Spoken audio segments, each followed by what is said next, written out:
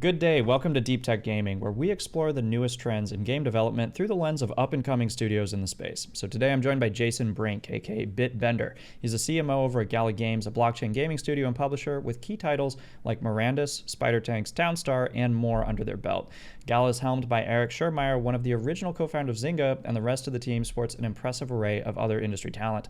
Gala has a big focus on player ownership and even encourages some level of distributed computing with its user-operated node network. So we're very excited to have Jason on today to explore the Gala Games universe and some of the new innovations that they're putting together to support it. So Jason, welcome to the show. Hey man, thank you very much. Happy to be here. Excellent. All right, well, digging right into it, can you very briefly intro, yourself, Gala Games, what you guys are up to? Sure. Be happy to. Uh, for starters, and I used to be the CMO a really long time ago, but I've moved on to president of blockchain right now. But my official title is Barbarian Path of the Berserker. Oh, I like that much more anyway. That's excellent. Exactly right. It's much better. We're a gaming company after all, so we really lean in very heavily into our sort of deep gaming history to determine how we run things. So Gala is all about player ownership. Gala Games focuses and has always focused on giving players the ability to own their in-game assets and own their in-game experience. We started out a few years ago. I was employee number 8 way back in the day. Now we're up almost to about 400 people. We've got 4 internal studios working on games. We've got another 50-ish titles that are in the process of going through development. And they range the gamut from first person shooters to strategy games to hyper casual games to really anything that you can imagine. We use blockchain as a critical part of our tech layer. However, and this is very important, we believe that the whole distinction between Web 2 and Web 3 is kind of a pointless distinction. And in the end, we're going to see a collapse between the concepts of Web 2 and Web 3. And you'll just have games where you own your stuff and games where you don't. I love And that. I've been writing forever about I wish we would stop dividing the two. It's just right, gaming. it's just We're so just in silly. gaming. It's just games, Yep. right? We make games. We make amazing games. Now, that is one of the key things that differentiated us very, very strongly in the beginning when we first started, but does not as much now because there are other people making actual games out there. But our first initial focus was, hey guys, we make games. We make real games. We don't make bullshit financial simulations that have stickers on them so that they feel like games. We make real games, and that's where we started from, and that's where we are today, and where we continue to build towards. I love it. And I don't want to ask you what your favorite game is because I feel like that's going to be asking you like Dude, what your favorite child is. So I don't know if I can ask you that. But do you have some favorite elements of different games inside of the Gala universe that Sure. you're really excited to share with people? What should they be most excited to come try out? Sure. So I do. I'm going to get myself in trouble here. This is going to be bad. I do have a game that I have said publicly is my favorite game within the ecosystem, and it's because it is. It's amazing. It's in fact where my background comes from. It's a game called Last Expedition, and Last Expedition is a first-person shooter PvP PvE team-based extraction game where you essentially drop onto the surface of a very, very hostile alien world and fight to extract this ancient artifact core and get off the planet. It's 4 teams of 4 all going head to head with one another while the planet also tries to kill you. And it is brutal and Wow. super fun. I love that Um, description. In my head, I'm already thinking, something kind of like Deep Rock Galactic meets Tarkov is kind of the mix that I feel Yeah, like I'm that's going not towards. bad. That's not Yeah. bad. And it is you drop out of a drop ship, you land, you fight your way across the battlefield, you have monsters coming at you out of, every little crevice. And yesterday I just played the brand new build. It's one of our internal test builds. They're getting so good. Like the Ravager, there's this one creature called the Ravager that is this massive thing that just swallows your character whole. And then you get this view of it walking off with your character struggling inside its abdomen to get out. And if you're lucky, you can shoot your way out. If you're not lucky, then life gets very difficult for you and you die. Of But course. anyway, super fun. That's one of my favorites. I also we also have a game called The Walking Dead Empires, which is a MMORPG base building type game, which we're doing in partnership with AMC, The Walking Dead, obviously. Super fun, super cool, very neat mechanisms, lots of fun. Kind of has a slightly isometric-y feel, like some of the early Fallout games, which were super fun too. There's just so much that we have going on, and then today we haven't even announced it. It just showed up on the website. I don't even know if I'm allowed to talk about it yet, but we have a game called Poker Go that we are pushing out here shortly.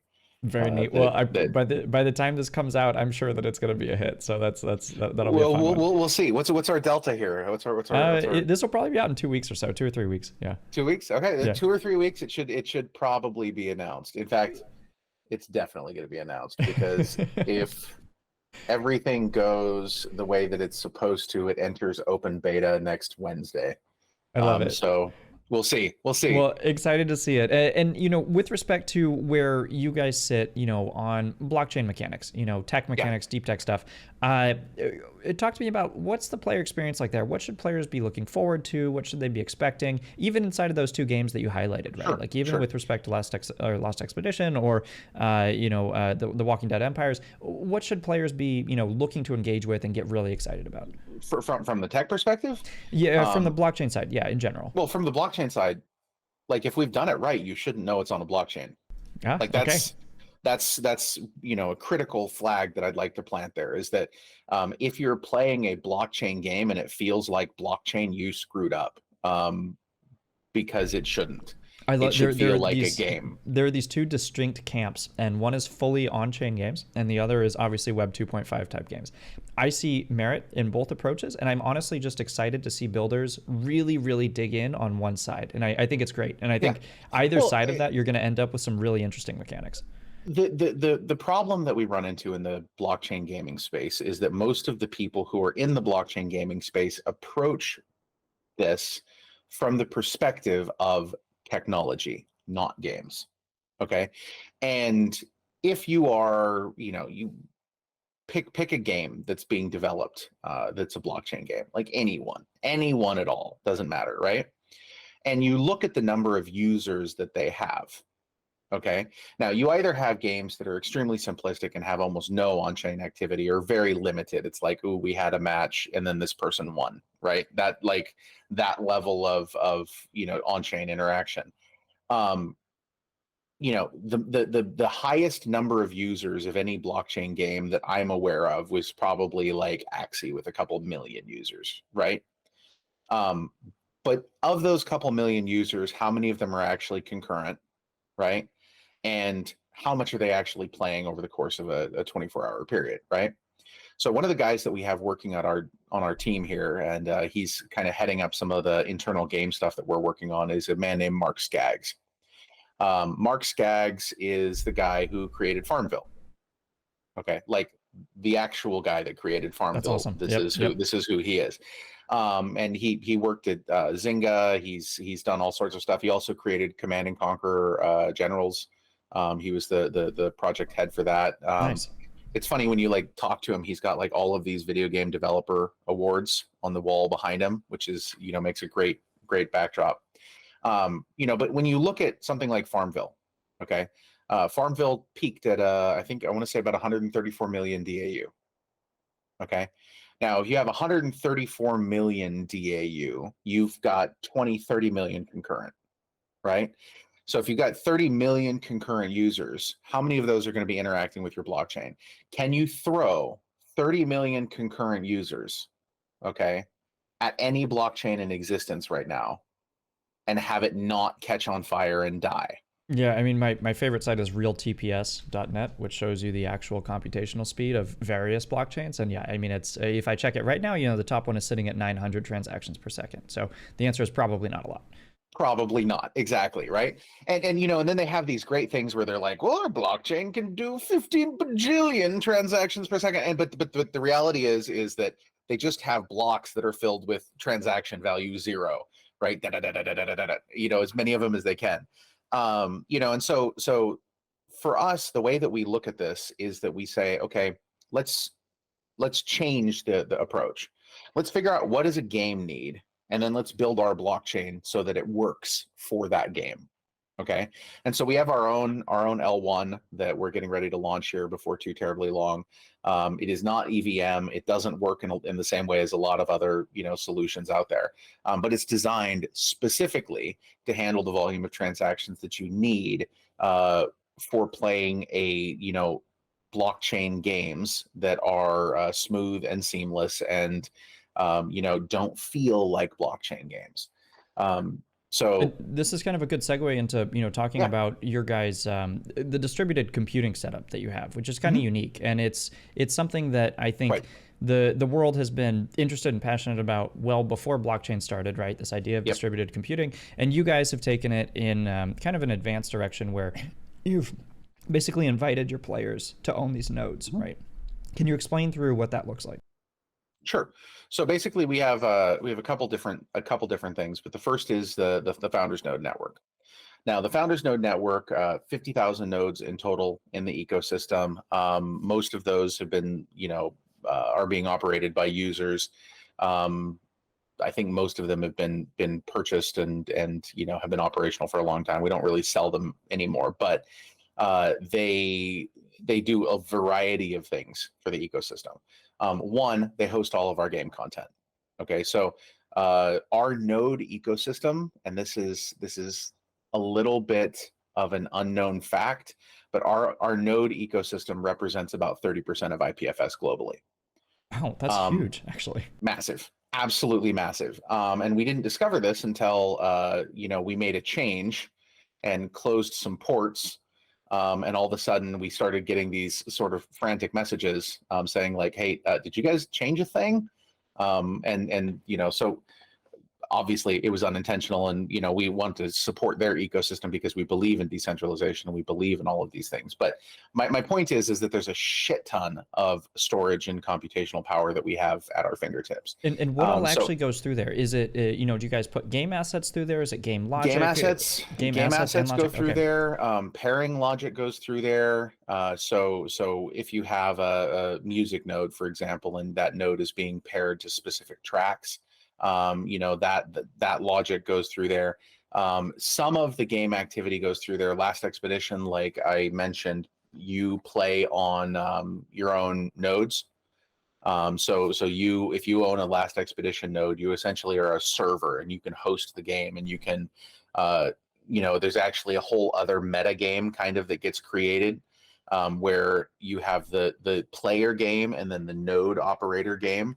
And the node operator game is, you're essentially a dungeon keeper trying to build the most hostile environment, that you possibly can. So you're, getting these creatures and putting them in the map, and letting them hunt players and things like that. And so there's I love this, it. I don't back I and don't know if forth. you've seen Meet Your Maker, right, which came out a couple weeks ago. Which I haven't yet. you should look at it. It's very similar to what you just described, where you build the dungeon and you make it as hostile as possible, and then other players come in and play it. Anyway, the point is that people love it. They think it's quite fun. Yeah, So I think it'll probably play forward in the same way. Yeah. I definitely have to check that out. That sounds like a lot of fun. So that's one thing that that you can do. Now, in the very near future, they're also going to be handling the actual L1 transactions as ordering peers on the network. So that's something that I'm excited to see happen. Awesome. And from from a game side, as players, what kind of mechanics of the Gala ecosystem? What type of things wrap people into you guys? Why should people come and visit Gala as opposed to visiting any other publisher, even Zynga, right? In the past, like why would people Right. trust Gala Games? What gets them super excited? The way for me, the thing that makes me the most excited is the community. We have a stellar community, and we find that that's one of the biggest differentiating factors for us, is that really we're like one big gigantic family, and everyone's part of it. And if you're unhappy about something, which gamers unhappy about things, that never happens, you can come into the Discord and you can actually talk to us. And we're very, very open and candid, and we have these great conversations with people, and they know that we're all building this together. And I think that that makes a huge difference. It certainly feels different, excuse me, than the majority of conversations that you might have, or the majority. I wouldn't even say conversations. Like, you're never going to have a conversation with somebody at a large AAA publisher, Yeah, right? you just don't have access. Yeah, it's a different Exactly. ethos building publicly in Web3. Yeah. And that's what you've got here. And so we have things like Miranda's play tests, where we let people go in and try to break the game and try to figure it out, and do so publicly, which is fun, and it requires a lot of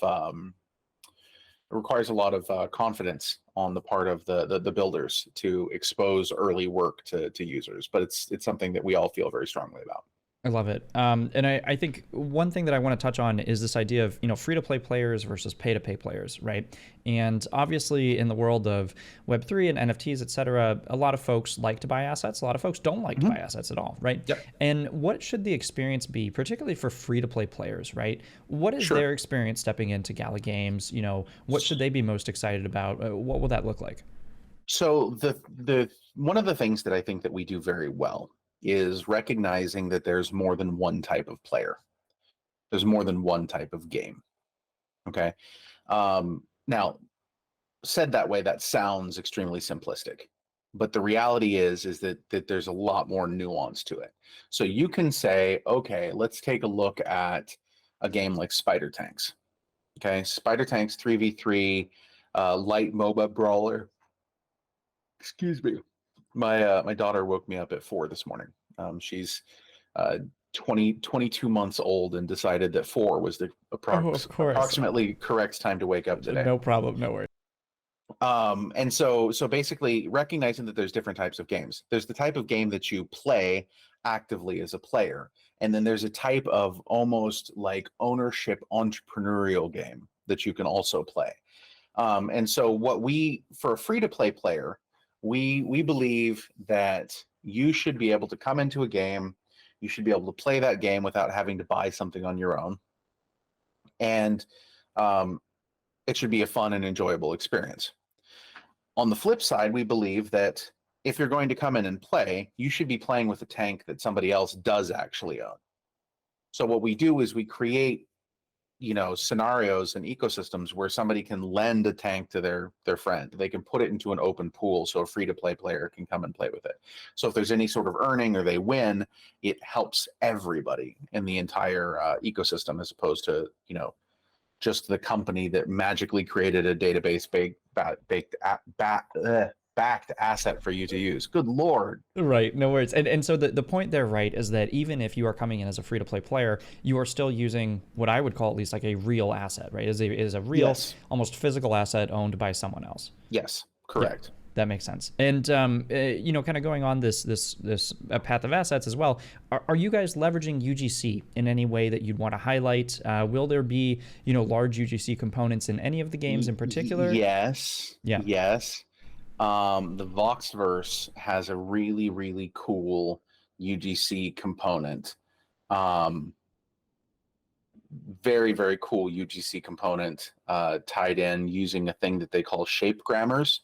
Will Wright, I don't know if you're familiar with Will Wright of The Sims. Okay. Yes, I am actually. Yeah. That Will Wright. Of course you are. You're a gamer. Yeah. Obviously, No, I everyone remember knows the name. Will Wright. Yeah. Will Wright is building that with us.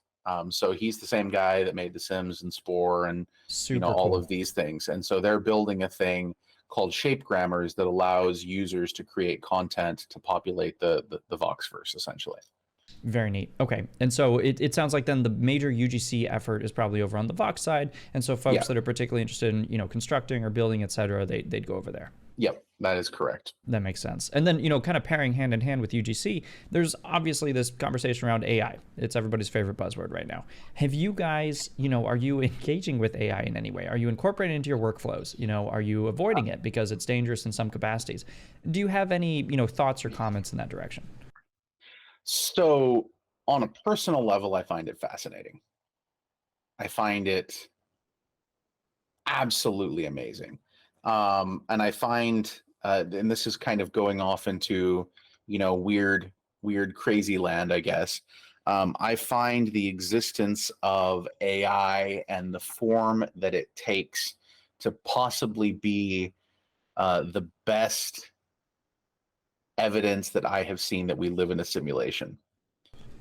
I love And that take. That is definitely tangential to the game, but I want to it's keep it. super I love tangential. it. I mean, but no, I find AI fascinating, but I find it really interesting to me that if you take something like Midjourney, right, and you throw a prompt at Midjourney, what Midjourney does and what you, Sam, do when you imagine something are the same exact thing. So if I tell you to imagine, um, Vladimir Putin riding a moose eating an ice cream, okay, now you can begin putting these things together, but it's fuzzy at first. And then if I tell you to tell me where the moose is, then the background details start to emerge in your mind. What kind of ice cream? Okay, then those details start to emerge, right? It is indistinguishable from what our minds do, which I find fascinating. And if a silicon-based computational, adversarial neural network can vomit this stuff out, then I see no reason to think that we, as biologically based life forms, are in any way, shape, or form special. So totally tangential. I know that probably sounds insane, but Completely okay. I love these takes. It's part of the process. It's fascinating to me. And you look at some of the LLMs and things like that out there. I think that they're super cool. It's not a thing that we're really using per se. There's a lot of the artists that work for us have very, very, very strong opinions about these sorts of things, as one would expect. And I've had some really interesting conversations with other artists in the industry. I went to GDC a month and a half ago or so, and had some really interesting conversations with a bunch of artists there about that, because they hate it. They're terrified of it, Oh yeah, obviously, no, because I think on that side it makes a lot of sense. I mean, it potentially is exactly, replacing jobs, so I totally get it. Yeah. exactly. But I think that it's really, really fascinating to see the way that that it is evolving, and I look forward to seeing how it changes in the future. I love it. And so, looking forward for Gala in particular, are there any big items that you want to highlight, as they say? Any alpha that you want Any to drop? alpha? Things that people want to pay attention to. What should they be looking out for? So I think that the launch of Poker Go is going to be a big thing, and I definitely think that that you should probably make sure that you watch any sort of televised events that have Poker Go as part of them, going forward in the future. Just Google that, and you'll find the events I'm talking about. I don't want to say them right now because I don't want to, Of course, totally okay. put my foot too deeply in my mouth. But you have the Googles, you can sort it out. I would definitely like to get people to pay very close attention to what we're doing with our economies and spider tanks, and to just jump into our Discord at galagames.chat and engage. We've got an amazing community, and we love to see new people in there. So come on, hang out. Excellent. Well, Jason, look, it has been a ton of fun getting to know you here real quick. I'm excited to see where Gala continues to build out, particularly on the side of, pushing distributed computing, et cetera, in the gaming space. I think it's very unique. And so we'll certainly be watching and paying attention here. Sounds good, man. Thank you so much. All right. See you, Jason.